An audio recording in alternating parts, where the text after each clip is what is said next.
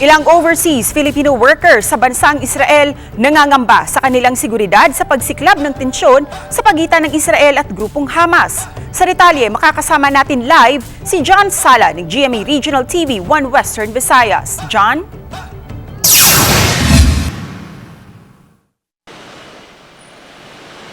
Cecil, patuloy ang koordinasyon ngayon ng Department of Migrant Workers, Department of Foreign Affairs at ng OWA sa mga Pilipinong naipit ngayon sa tensyon sa Israel.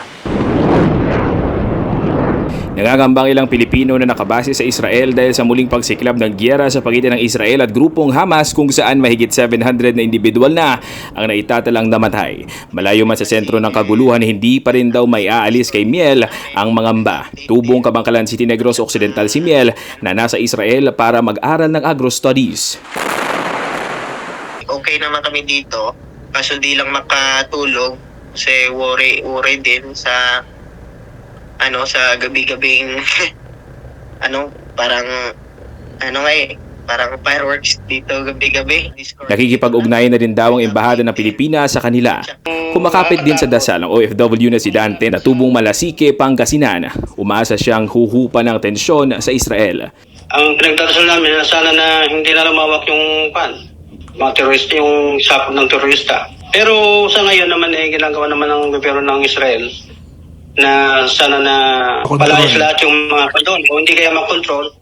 Ito naman ang sitwasyon sa Tel Aviv na kuha ng Ilongga OFW mula Gimbal, Iloilo. Kahit pa malayo raw ito sa lugar kung saan nangyayari ang pag-atake ng grupong Hamas ay halos naging ghost town na raw ang lugar.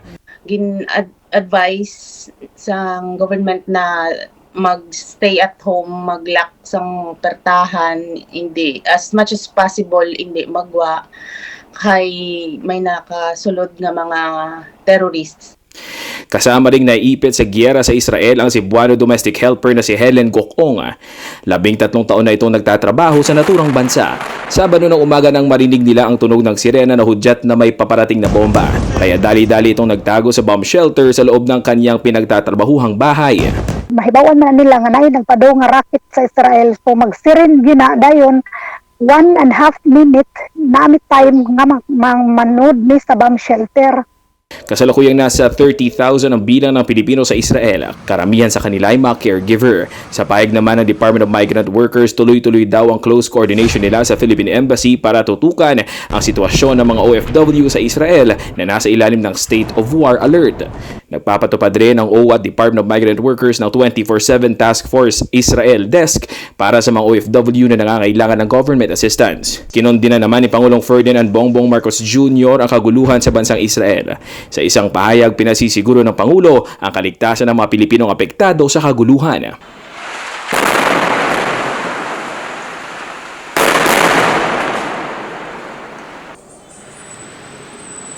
Cecil, para naman sa mga pamilya ng mga OFWs, bukas ang tanggapan ng Department of Migrant Workers, Department of Foreign Affairs at ng OWA para sa kanilang mga katanungan upang masiguro na ligtas ang kanilang mga pamilyang OFWs ngayon sa Israel.